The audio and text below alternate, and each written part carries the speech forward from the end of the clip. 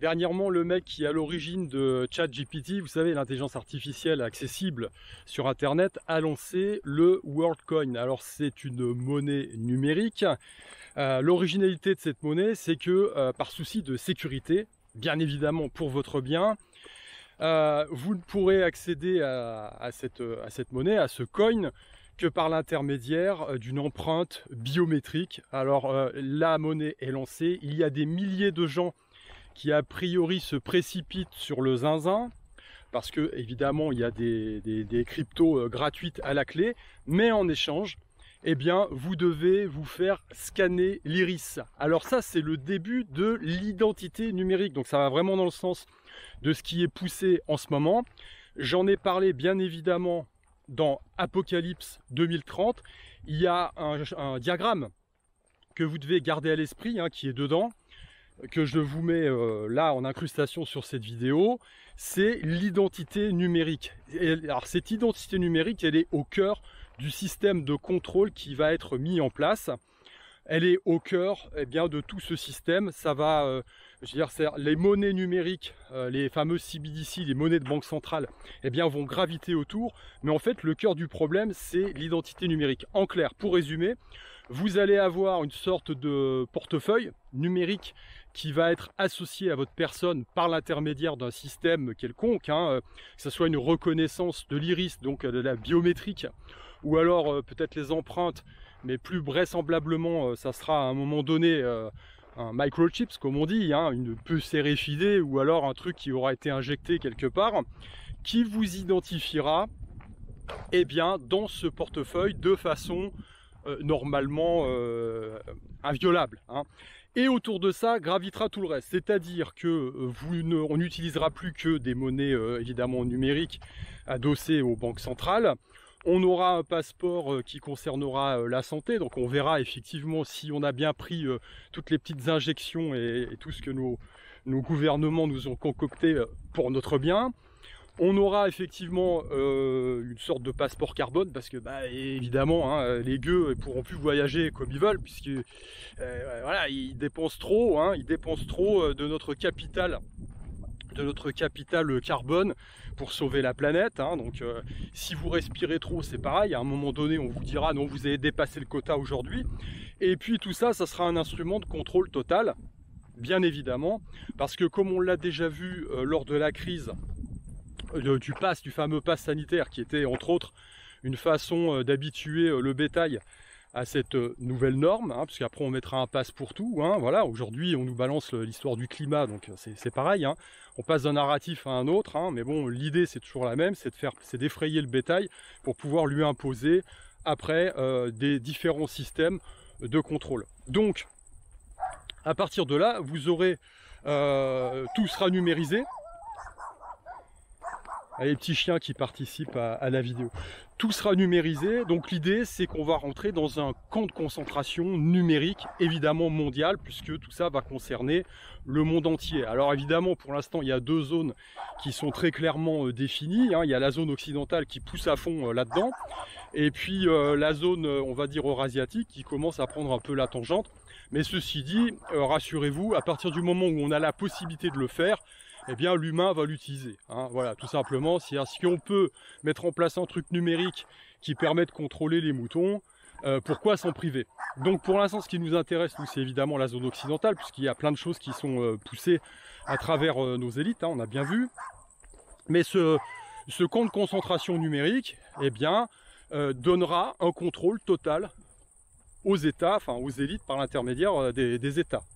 Voilà. Alors, si vous voyez pas le cœur du problème là-dedans, dites-vous un truc, on l'a vu avec la crise du pass sanitaire au Canada, où les gens qui n'étaient pas d'accord, les fameux camionneurs, ont vu leur compte bancaire gelé.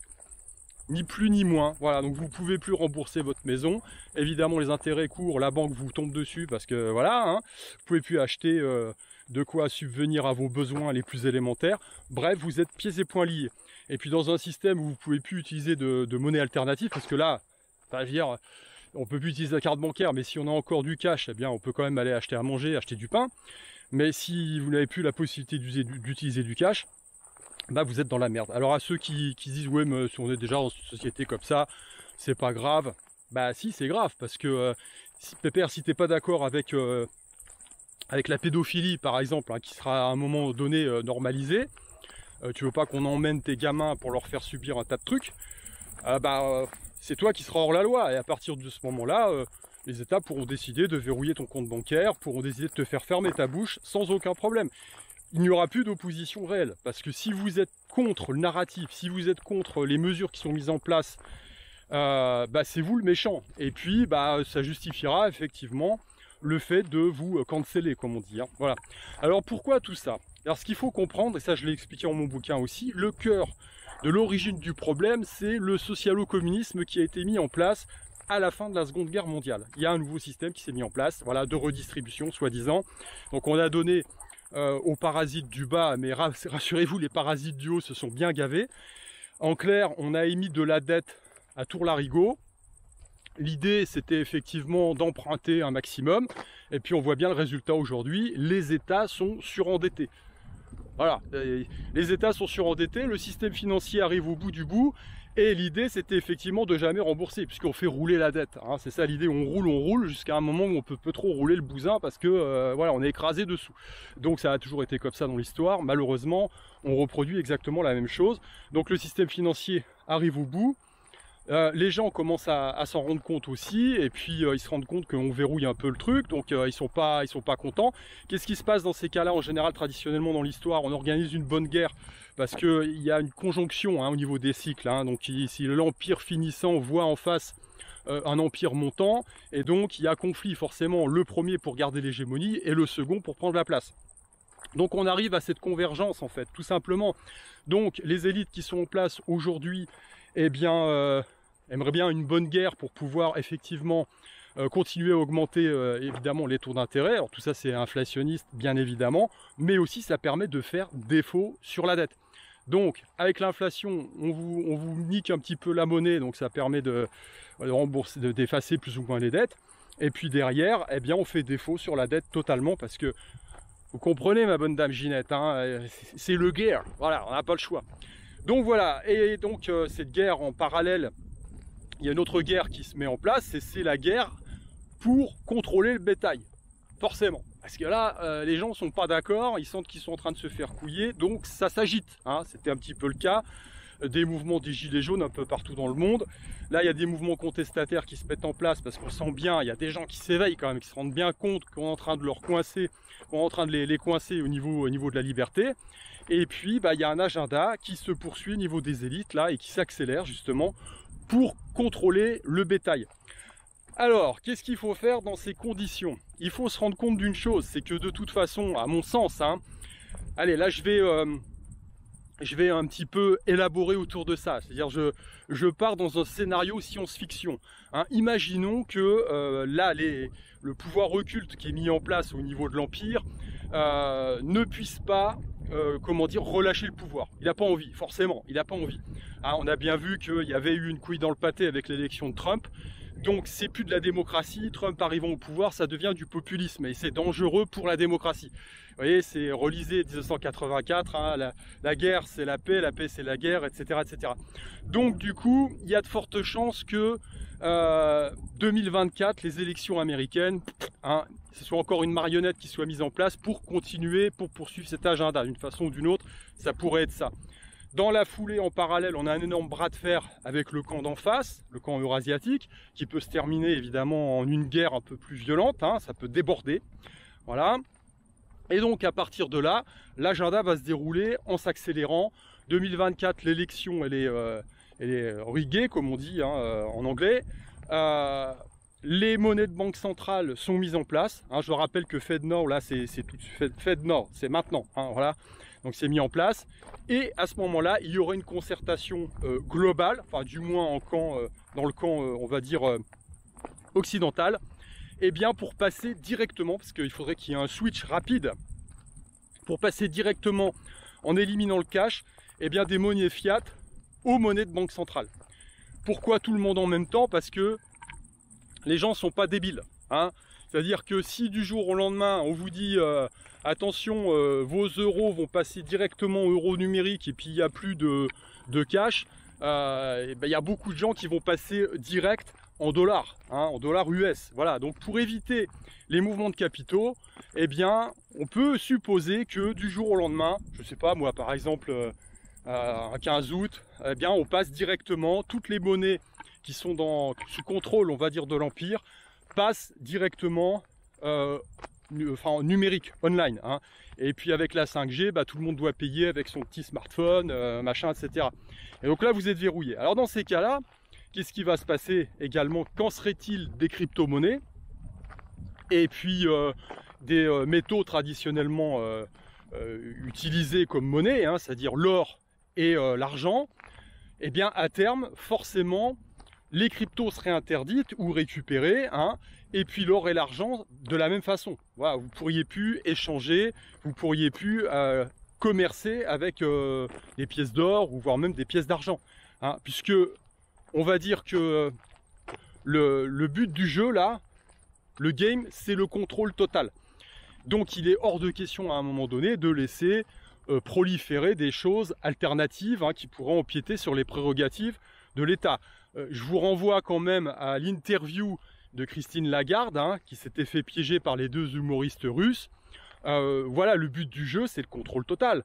Hein. Elle dit, on réfléchit à peut-être mettre un seuil en delà duquel on ne contrôlerait pas. C'est-à-dire que bah, peut-être 300 ou 400 euros. Mais rassurez-vous, si le seuil peut être fixé, il peut être abaissé. Hein. C'est-à-dire que les 20 balles que vous filez, par exemple, à la babysitter pour garder vos gamins quand vous allez au cinéma, eh bien, elle sera fiscalisée, vous aussi, tout sera contrôlé. Voilà. Alors, que faire dans ce bordel? Ben, il n'y a pas de plan parfait là-dedans. Il faut juste gagner du temps. Voilà, il faut juste gagner du temps, parce que de toute façon, le fond du problème, il est politique. Et que s'il n'y a pas un changement politique, la technologie aujourd'hui permet un asservissement total potentiel de l'humain. Voilà. Alors, voilà, grosso modo, on se dirige vers deux mondes. On va se diriger vers deux mondes où cet État totalitaire va essayer d'étendre son emprise sur des zones qui seraient encore, qui échapperaient encore à son contrôle. Alors vous auriez d'un côté les villes de 15 minutes avec les moutons qui suivent bêtement le truc et puis qui ne voient pas le problème de se faire injecter 15 000 choses dans le derche, qui acceptent tous les narratifs qu'on va lui servir pour garder son petit confort, hein. Mais ça n'aura de toute façon qu'un temps puisque c'est du communisme total. Donc, comme on l'a déjà vu dans l'histoire, dans ces cas-là, la productivité chute et à un moment donné, il y a un éclatement. Hein, il y a des gens qui se suicident parce qu'ils ne voient pas l'intérêt, comment dire, c'est oppressif, quoi. Il y en a d'autres qui ne branlent plus rien. La plupart se réfugient dans l'alcool ou dans les diverses béquilles, alcool, drogue, etc. Puis vous avez des gens qui vont se rebeller. Donc forcément, à l'avenir, on verra forcément des mouvements sociaux de plus en plus violents. C'est clair et net. Dans l'histoire, on l'a déjà vu, c'est la nature humaine. Le communisme ne va pas dans le sens de la nature humaine. Donc il y a une forme de rébellion. Et donc on aura ces zones qui seront contrôlées. Et puis vous aurez toute une économie parallèle qui va se mettre en place, comme on l'a déjà vu dans des films de science-fiction des années 70-80, hein, grosso modo, des groupements pirates, on va dire tout simplement, de gens qui vont commercer, qui vont refuser ces trucs-là, mais qui vont vivre à la marche et qui vont refuser effectivement les monnaies numériques, l'identification numérique, etc. Donc c'est des gens qui seront localisés, qui pourront plus trop bouger, mais qui commerceront, qui feront du troc, qui commerceront avec des pièces d'or ou des pièces d'argent, qui échangeront des biens contre des services, etc. Mais pour être en dehors de ce système.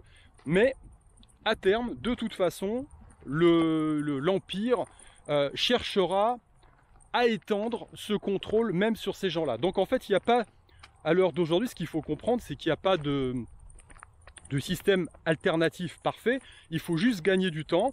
Hein, l'idée des survivalistes, par exemple, de s'installer dans une BAD, etc., de commercer avec des gens qui sont dans la même dynamique, tout ça, c'est très bien, mais ça n'aura qu'un temps. Le but du jeu, c'est de gagner, effectivement, un temps précieux avant que ça s'effondre, avant que le réel refasse son apparition. Hein. Donc aujourd'hui, il faut rentrer dans ces dynamiques-là, tout en sachant effectivement que, à un moment donné, la nature humaine étant ce qu'elle est et les cycles étant ce qu'ils sont, eh bien, il y aura forcément un effondrement. Mais je pense, parce que voilà, c'est une conviction qui est personnelle et qui est propre, à titre individuel, le cœur de la chose, c'est d'être calé physiquement, d'être calé mentalement et spirituellement. Il y a des choses sur lesquelles vous êtes prêt à lâcher parce qu'il faut faire des compromis, parce qu'on n'a pas trop le choix et parce qu'il faut savoir biaiser, mais jusqu'à un certain point où eh bien vous êtes campé sur vos positions et vous ne lâcherez pas. Voilà, je veux dire, il faut repousser son seuil de tolérance au maximum, mais on ne peut pas, à un moment donné, faire l'économie. Je veux dire, vous ne pouvez pas faire que reculer, hein. C'est une stratégie de fuite stratégique qui est intéressante, puisqu'il faut gagner du temps, mais à un moment donné, il faut aussi être capable de se positionner dans sa tête, se dire, il y a un point où je ne pourrai pas reculer, puisque le précipice sera derrière, d'accord? Donc il y a un positionnement spirituel fort à avoir pour, face à cette situation, être capable de se dire ça je lâche, mais ça no way. Voilà, c'est comme ça. Donc il y a un gros travail, je pense, personnel. Déjà il faut de la lucidité par rapport au développement de ce système, et il y a un gros travail personnel à faire sur soi, et puis de se dire il y a des choses que j'accepte et d'autres que j'accepte pas. Voilà. Qu'est-ce que je peux dire aujourd'hui? Je pense qu'il faut alerter encore une fois un maximum de gens. Il y a des gens qui ne voudront jamais voir, il y a d'autres personnes qui ont la capacité de s'éveiller à un moment donné, hein. Je pense que la crise du Coco Circus a fait cet effet-là. Moi j'ai des potes qui continuent à rester un petit peu dans leur confort psychologique, j'en ai d'autres qui se sont pris une grosse claque et puis qui se sont rendus compte réellement de la situation, voilà, donc ils sont alertés, même s'ils continuent encore à travailler avec ce système, on en est tous là, on peut pas faire autrement pour l'instant. Mais il y a une limite, vous devez vous poser une limite, il y a des choses que vous ne devrez pas accepter. Voilà. Donc, bah écoutez, hein, stratégie effectivement de fuite pour gagner du temps, mais positionnement fort, parce que bah, si vous vous retrouvez sur le bord de la falaise à un moment donné, il faudra peut-être devoir attaquer, hein, voilà.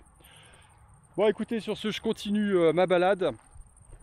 Et puis je ne peux que vous inviter à ça, vous préparer physiquement, mentalement et spirituellement, parce qu'on est au cœur, c'est le cœur du problème, hein. Je crois que George Orwell dans 1984 disait que peut-être qu'à un moment donné, le cœur du souci, ce ne sera pas de rester en vie, mais de rester humain en fait. Donc pourquoi vous vous battez? Pour rester humain, hein, plus que pour rester en vie.